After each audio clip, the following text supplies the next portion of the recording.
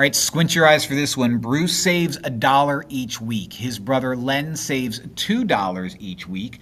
They combine their savings each week.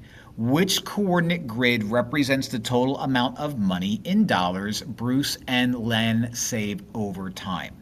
All right, so let's do the math. It's not bad at all. Bruce saves $1 each week.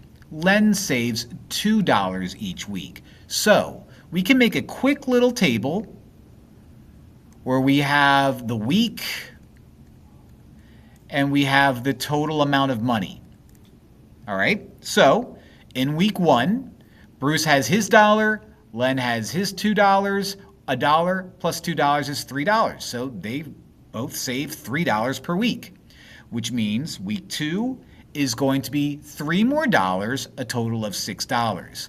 Week 3 is going to be $3 more, a total of $9. Now, if I use this table and turn these into points, also known as coordinates, 1, 3 would be the point 1, 3. 2, 6 would be the point 2, 6. 3, 9ths would be the point 3, 9ths. You get the idea. I can make more, but I'm going to stop right there, because what I'm looking for is a graph that has these points.